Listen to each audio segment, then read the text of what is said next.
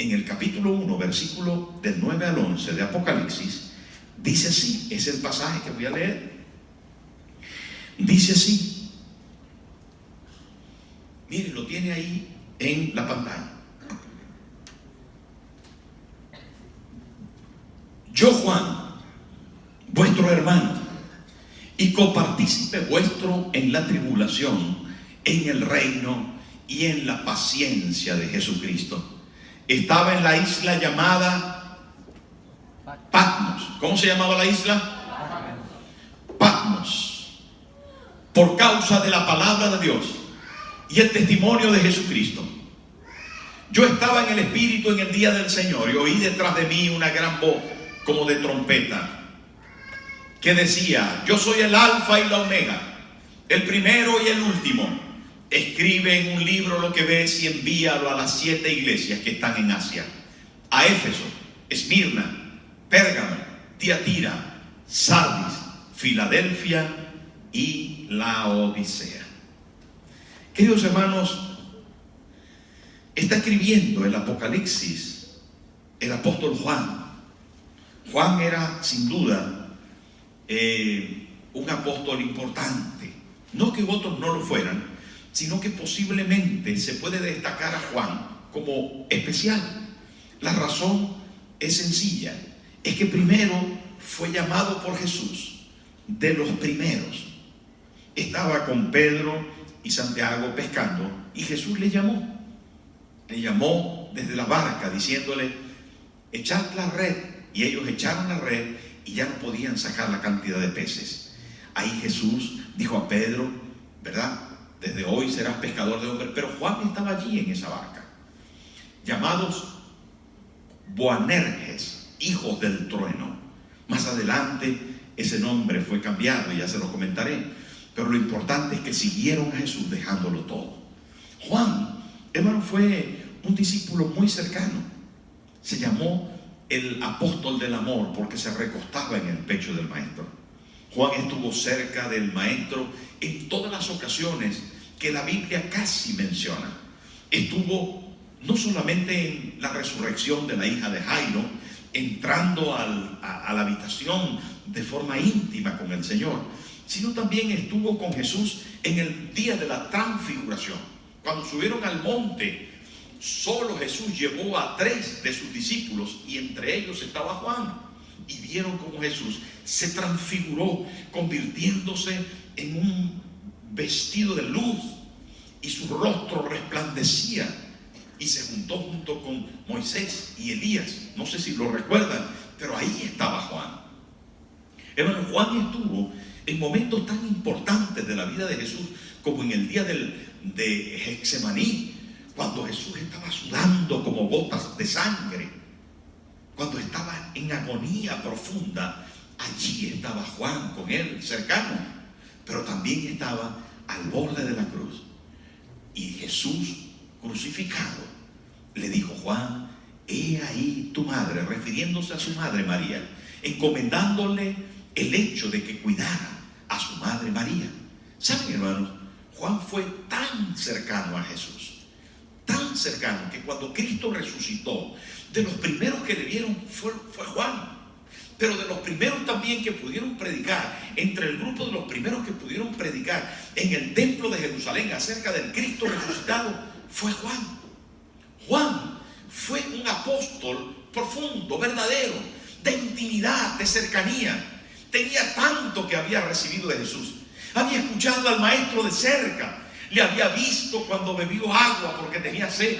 Le había visto cuando tuvo sus necesidades más profundas de comer, cuando quiso estar con ellos en la cena, en el aposento alto. Juan, hermano, fue uno de los apóstoles, repito, vuelvo a repetir, insisto, más cercano. De hecho, la Biblia menciona a Juan, hablando él mismo, como al que Jesús amaba. El discípulo a quien Jesús amaba. Así se sentía él. La realidad es que ahora aparece en el libro de Apocalipsis y aparece con este título que él mismo se menciona, y dice en el versículo 9: yo, Juan, vuestro hermano.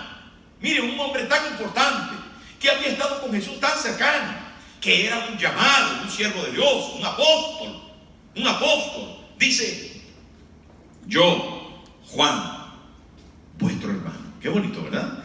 Ya le califica esta realidad de que era una persona humilde. Muchas veces en el día de hoy encontramos pastores destacados, por cierto, gente que Dios usa mucho, que han tenido experiencias muy profundas con el Señor Jesús y con el Espíritu Santo y con el Padre, gente muy importante, pero tal vez adolecen de esta humildad, de esta sencillez, de este título que dice vuestro hermano. Qué bonito. Me gusta esto de Juan, porque él se está describiendo así, vuestro hermano, pero no se queda ahí, se sigue describiendo y habla acerca de algo importante. Dice: copartícipe vuestro en la tribulación. Yo estoy compartiendo con ustedes. Le dice a las iglesias que le escribe y a las iglesias de todos los tiempos, porque ¿cuántas iglesias dije que eran? 7. ¿Saben qué quiere decir 7 en la Biblia? Perfección, totalidad. Y cuando habla de 7 iglesias, habla no solamente de todas las iglesias que existían en ese momento, sino de todas las iglesias de todos los tiempos. Y esto es importante poder entender, que los mensajes que residen para las 7 iglesias son mensajes para nosotros, porque somos la iglesia del Señor, la iglesia en Madrid, la iglesia Nueva Vida. Esto quiere decir que de repente Juan está diciendo: yo soy copartícipe vuestro en la tribulación. ¿Por qué? Porque estaba siendo perseguido. Estaba la iglesia entera siendo perseguida. El Imperio Romano había declarado la guerra contra la iglesia. Los soldados romanos en sus cabalgaduras iban por los caminos y cuando veían un transeúnte sacaban la espada y la ponían en el cuello del transeúnte y preguntaban: ¿quién es el Señor? ¿El César o Cristo? Porque los césares en ese momento se habían dado a la tarea de exigir de toda la población del Imperio Romano adoración. Ya no solamente impuestos, tributos. No. Ahora los césares se habían convertido en dioses y querían que todo el mundo les adorara y les hicieran templos como los hicieron, y les hicieran lugares de adoración para el emperador, porque ya no era, hermano, una persona que gobernaba, no era un gobernante, no era un presidente, no era un encargado principal de la junta administrativa, no, ya eran sumos pontífices. ¿Saben qué quiere decir? Esto eran la gente más importante, el más elevado cargo, y estos se suponía que se le exigía adoración a ellos. De ahí viene ese término que se llama el único puente para el bien, el sumus pontífices, quiere decir el único puente. Y saben, todo el imperio tenía que adorarle. Por lo tanto, los soldados cumplían órdenes y ponían la espada sobre las personas. ¿Quién es el Señor? Decían exactamente en griego: ¿quién es el Kyrios? El César o Cristo. Hay algunos que decían rápidamente: el César, el César. Pero otros que no querían negar al Señor y que sabían que Cristo era su dueño y su único Dios, decían el Cristo. Entonces la espada se deslizaba por la garganta y morían ahí. Atención, que la persecución se hizo implacable. Un tal Domiciano, emperador del Imperio Romano en ese momento, perseguía de forma terrible a toda la iglesia del Señor. Y todos los hermanos que habían creído en Cristo, todos los agentes de la iglesia, estaba siendo perseguida en las ciudades, estaba siendo perseguida por las calles, en los templos. Estaba siendo toda la gente perseguida por causa de la palabra de Dios y por causa del testimonio que daban de haber sido cambiados por el Señor. Y aquí el pasaje dice: copartícipe vuestro en la tribulación. Y por eso dice en el reino y en la paciencia de Jesucristo. Ahí está Juan, también sufriendo la tribulación. Y la Biblia, hermano, no solamente enseña esto, hay historia. Tácito, Plinio el joven, Suetonio, escritores de la historia. No eran evangélicos, no eran cristianos ni siquiera. Eran escritores de la historia. Registran que Domiciano fue uno de los emperadores más malos que existieron. Si usted tiene interés en la historia, junto con Trajano, Marco Aurelio, Antonio Pío, emperadores que fueron terribles, se llamaban los malos. Pero de todos los malos, Domiciano era del peor, era el peor. ¿Y saben qué sucedió? Que estaba no solamente persiguiendo a la iglesia, sino que tenía una persecución implacable contra los apóstoles, y de manera especial contra el último de los que habían quedado, que era Juan. Juan en este momento, hermano, era un anciano, un señor mayor, de unos 90 años de edad. Y habían preparado para él, según la tradición y la historia, habían preparado para él una olla de aceite hirviendo y lo querían echar ahí. Eso lo dice la tradición. Y saben, pero alguna cosa sucedió que no lo frieron ahí. No lo echaron. Se escapó, algo sucedió, y luego aparece un castigo de exiliarlo, de llevarlo a una isla solitaria. A esa isla solitaria se llama Patmos. Ahí está. Eso es lo que quiere decir todo eso que les estoy comentando acerca del pasaje. Dice, en el reino, en la paciencia de Jesucristo, estaba en la isla llamada Patmos por dos razones. Atención a eso, porque es muy importante y bonito. Por causa de la palabra de Dios. La palabra de Dios que él predicaba le había llevado a ese exilio en la isla de Patmos.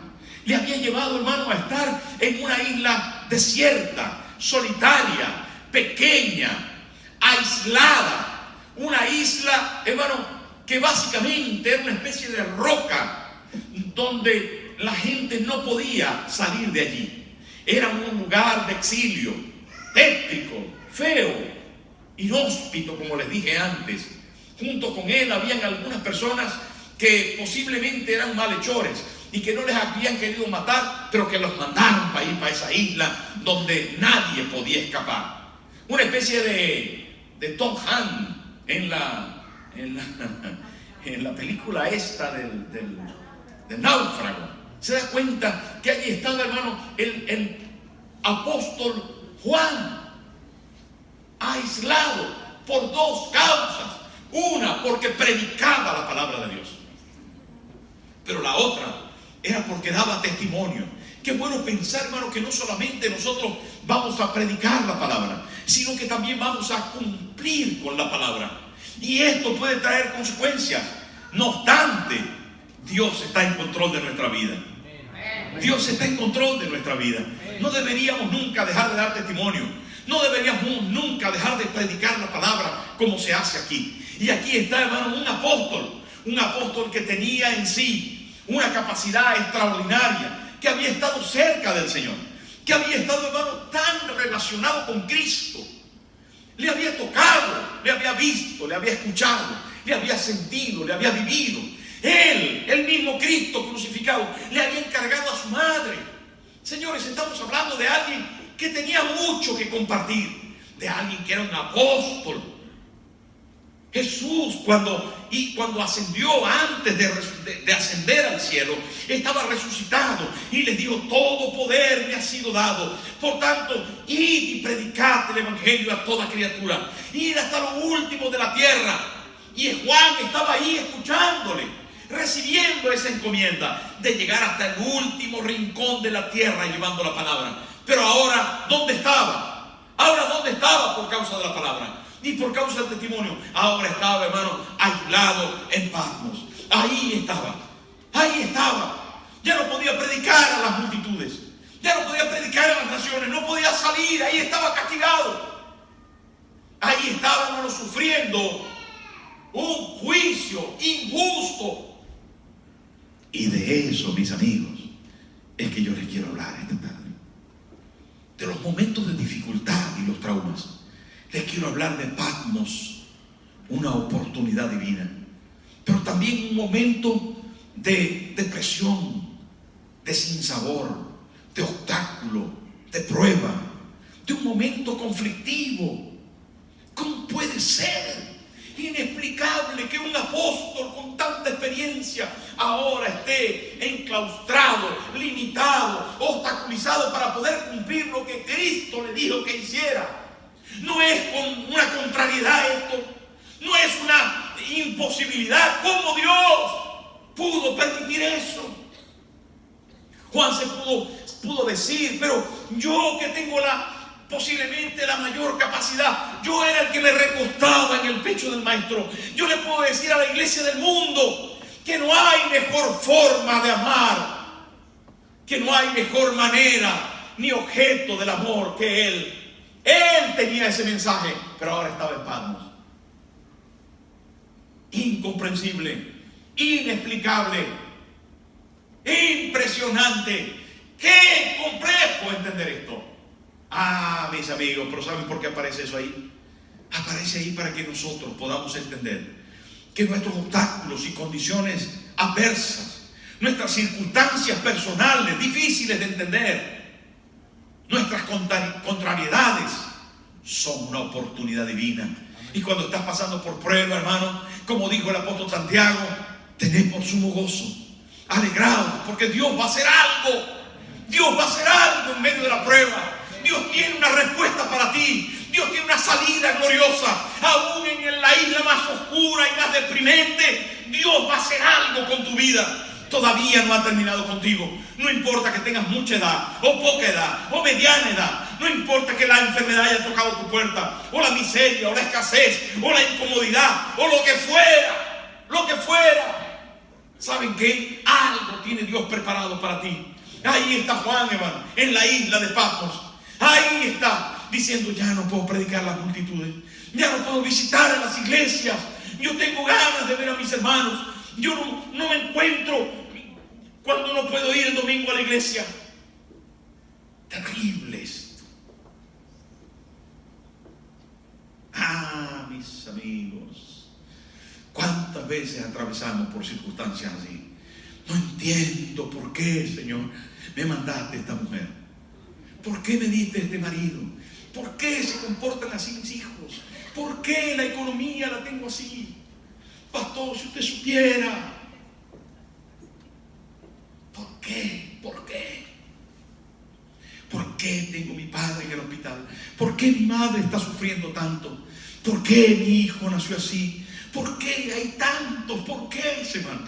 Tantas cosas que nos preguntamos cada día. ¿Por qué tengo yo que tener este trabajo, este jefe, estos compañeros, estas circunstancias? ¿Por qué?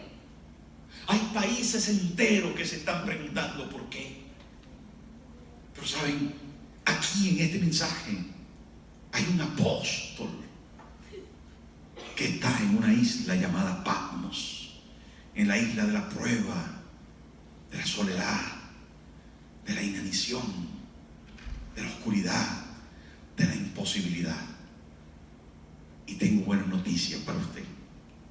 Allí Jesús se le presentó. Allí Jesús lo trató. Allí Juan encontró la salida a su crisis. Porque, hermano, necesitamos ser tratados. Usted y yo necesitamos ser moldeados. Necesitamos ser transformados para entrar en nuevos niveles. Necesitamos, hermano, reconocer que nuestra vida tiene que ser cambiada. Y es posible que no lo entendamos a la primera.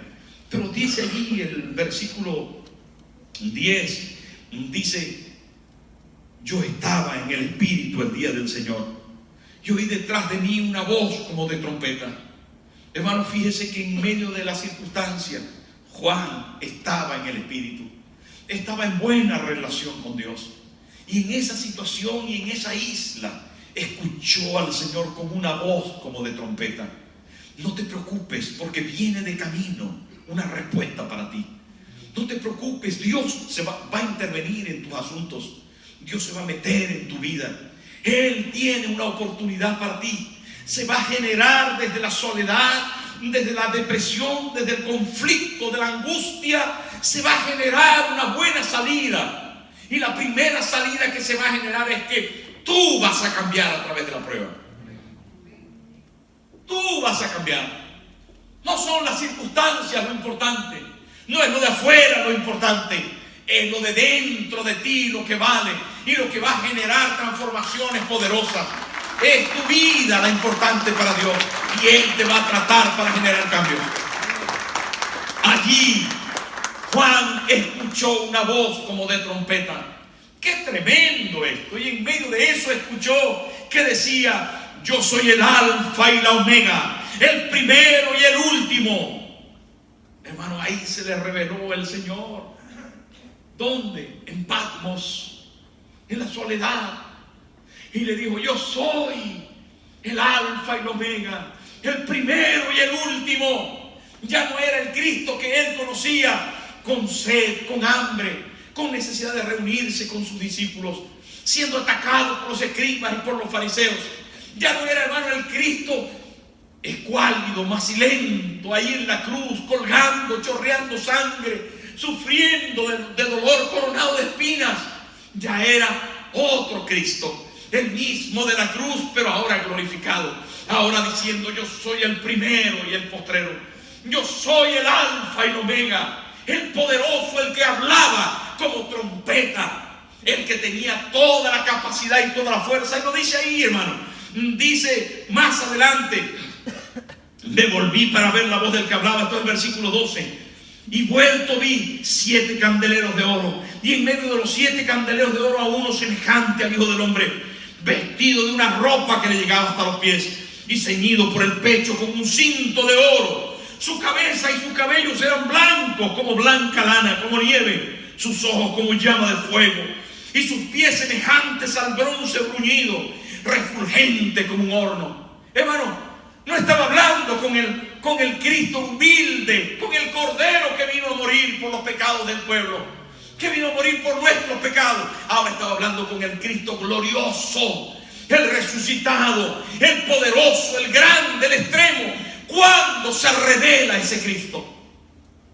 Cuando estás en Patmos. Cuando llegas a conocer su grandeza y su poder. Cuando pasas por Patmos.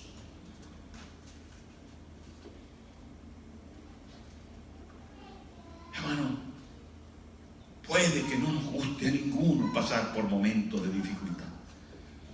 Puede que nuestra vida quiera evitar el conflicto, la prueba, la contradicción. Puede que ninguno quiera un momento de enfermedad, de debilidad, de contradicción. Pero lo necesitamos. Lo necesitamos. Porque Dios quiere decirnos algo especial que aparece en el capítulo 4. Aparece después de todo esto, que Jesús se revela en gloriosa presencia a Juan y le da las 7 iglesias, el mensaje a las 7 iglesias, y le dice: escribe, Juan, escribe el mejor sermón que vas a poder dar en todos los tiempos. Escribe a las iglesias, porque esta palabra va a ser leída a todas las iglesias. Escribe porque tu mensaje va a ser escuchado en todas las iglesias de todos los tiempos. Escribe porque desde aquí, desde tu Patmos, te voy a usar para que rompas, cambies, transformes la iglesia de todos los tiempos. Escribe porque esto será el último libro de la Biblia. Escribe porque vas a ser usado como nadie. A ti te voy a dar Apocalipsis, que quiere decir un velo descorrido. Te voy a dar que destapes la obra de arte que yo he diseñado para la iglesia de todos los tiempos. Eso quiere decir Apocalipsis, como si tapáramos. Darío en estos días se compró una camioneta y cuando la fue a buscar estaba tapada con una lona, y entonces le hicieron que sacara la lona y viera su camioneta nueva. Eso quiere decir Apocalipsis, un velo que se descorre, un trapo que se quita para ver la realidad. Eso quiere decir Apocalipsis. ¿Y saben, se le fue dado a quién? A Juan. ¿Dónde? En la isla de Patmos.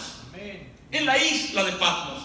Y allí, hermano, dice la palabra en el capítulo 4, versículo 1. Después de esto miré, y aquí una puerta abierta en el cielo. Mire eso. ¿Después de qué? Después de Patmos.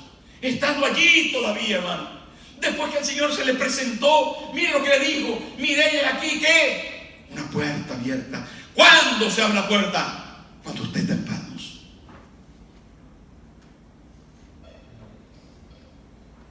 Es posible que antes de Patmos, con todas las experiencias bonitas que usted tenga, todavía la puerta va a estar cerrada. Pero hay una voz mayor que le dijo, además del mensaje de la puerta abierta, mire eso. Le dijo, mire esa belleza, hermano. Una puerta abierta en el cielo. La primera voz que oí, como de trompeta, hablando conmigo, dijo, ¿qué dijo, hermano? Sube acá. ¿Cuántos quieren bajar? Nadie quiere bajar, hermano. Todos queremos subir. Todos queremos subir. ¿Usted quiere subir?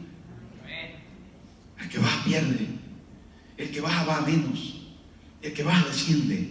Pero el que sube conquista, va más, obtiene. Y a Juan se le dijo, sube acá. Tiene una sola vía de subir, hermano. ¿Sabe cuál es? Patmos. La isla del castigo, de la prueba, de la dificultad, del inconveniente. Una puerta abierta después de eso. Y también una voz que decía, sube acá porque te voy a mostrar nuevas cosas. Vienen nuevos tiempos para ti. Viene un año extraordinario. Viene una nueva dimensión para la iglesia. Viene un nuevo poder y una nueva unción. Viene una nueva paga para ti. Viene una nueva salud para ti. ¿Tú lo crees o no? Amén. ¿Usted lo cree de verdad? Amén. Tenía que dar un aplauso ahí.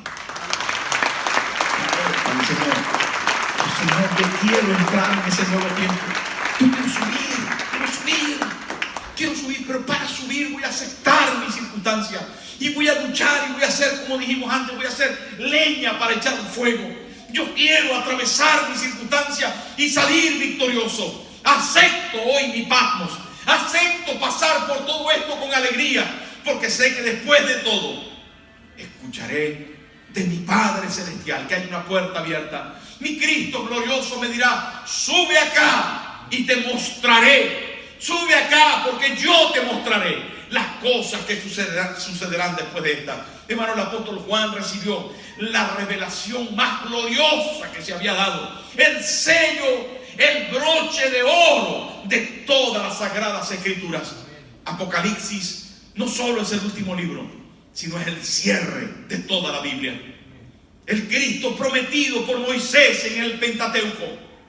El Cristo profetizado en el tiempo de los profetas. El Cristo presente como Cordero durante los 4 evangelios. El Cristo que se implanta en la iglesia como teología y como práctica. Ahora es el Cristo glorioso, el león, el Señor de señores y Dios de dioses de Apocalipsis. Allí culmina cuando Cristo es Señor de todo. Cuando todo está bajo sus pies y su gobierno. Está en Apocalipsis. Ya no hay más nada que escribir. Está aquí y Juan lo está sellando con su puño. ¿Por qué? Porque lo recibió en Patmos. ¿Usted entiende eso? ¿Qué hacer ahora? ¿Cómo vivir en Patmos? Hermano, por eso Santiago se atreve a decir: tened por sumo gozo cuando os halléis en diversas pruebas. Así lo vamos a asumir. Así vamos a asumir nuestro Patmos. Lo vamos a asumir con alegría. Lo vamos a asumir con determinación de aceptar, con aceptación de la voluntad de Dios. Lo vamos a asumir diciendo: esto me va a ayudar a ser mejor cada vez.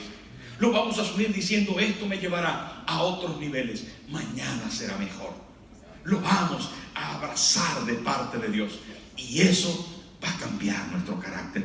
Y vamos a poder, hermano, tener en la mano las bendiciones de Dios, y las alturas no nos van a marear, y las bendiciones grandes no nos van a aturdir. Sencillamente las muchas luces no nos van a encandilar, porque vamos a tener el carácter necesario para estar en la altura cuando el Señor nos diga: sube acá.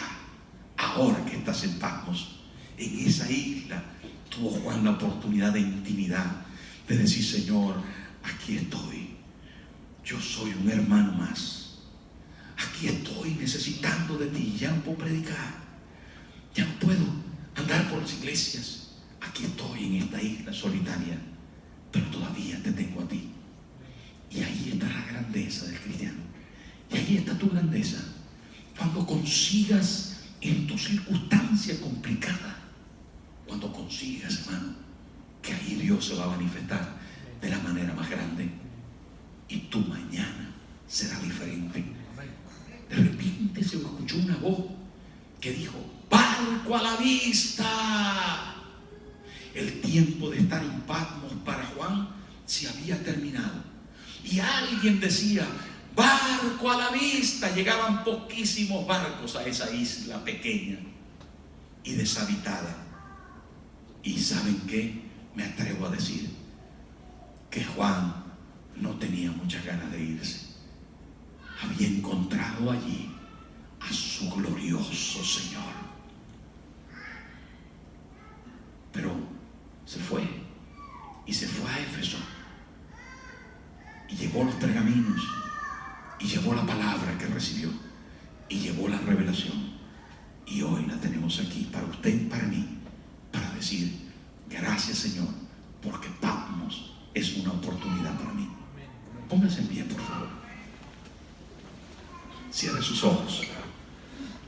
Cierre sus ojos. Señor, gracias te damos. Gracias por esta noche. Gracias porque estás aquí. Gracias porque no hay nadie como tú. Hoy, Señor, más que nunca, queremos rendir nuestra vida. Mi amigo, tal vez estás aquí por primerita vez. A lo mejor, tu corazón ha estado desierto y vacío, y necesitas que el Señor lo llene. Tal vez, hoy quieras decirle: Jesús, ven a mi corazón. Yo quiero que llenes el vacío y la soledad de mi vida. Quiero recibirte desde este día en mi corazón. Quiero vivir contigo en este proceso de la vida, en esta contradicción, en este conflicto. Yo quiero que tú estés. Y si usted nunca antes dijo esta oración al Señor, si nunca antes le dijo: Señor, toma mi vida, perdona mis pecados, llena mi corazón de ti, si nunca antes aceptó a Jesús como Señor y Salvador, yo quisiera esta noche invitarle a hacerlo. De una manera sencilla, decirle: Señor, entra a mi corazón. Y si usted está aquí por primerita vez, solamente si lo quiere hacer, levante su mano derecha y yo voy a hacer una oración por usted. ¿Hay alguien? Dios le bendiga. ¿Alguien más quiere recibir al Señor? Dios le bendiga. ¿Alguien más por primerita vez? Dios bendiga la mano que se levanta. ¿Alguno más? Usted que levantó su mano, deme la oportunidad de orar con usted. Va a ser una oración sencilla, cortita, pero muy importante. Yo voy a bajar también. ¿Qué le parece a usted que levantó su mano? Se acerca conmigo. Ven conmigo. Por favor, tenga confianza. Venga conmigo. Deme la oportunidad de orar por usted. Acérquese. Usted que levantó su mano, venga. Venga. Si hay alguien más que quiere recibir a Jesús, acérquese. Deme la oportunidad de orar por usted. Por favor, tenga confianza. Venga. Mientras tanto, usted que está en la silla, piense en todo lo que hemos estado predicando, en lo que he estado compartiendo con usted, por todo lo que está pasando.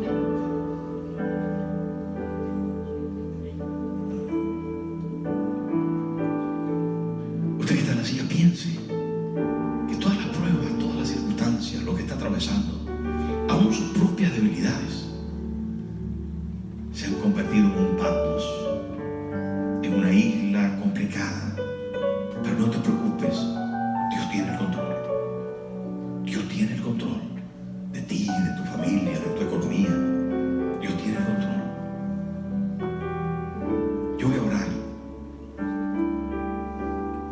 Repite conmigo: Señor Jesús, en esta tarde abro mi corazón para que entres a Él.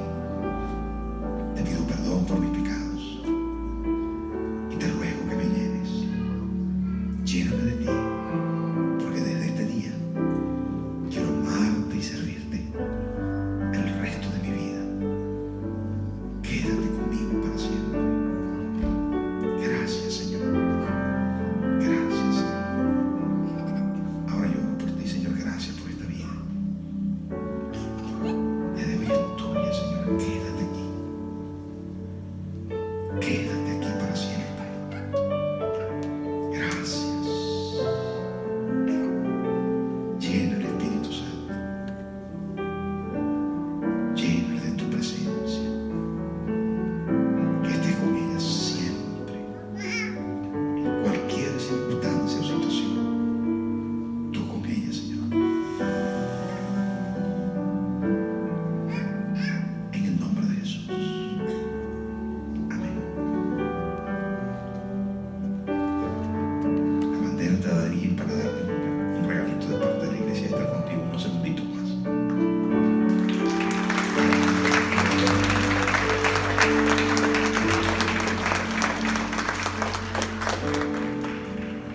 Es posible, hermano, que entre nosotros hayan algunos que estén pasando por dificultades. Esta mañana, después de que predicamos, algunos hicieron una oración porque tenían su padre hospitalizado, a punto de morir.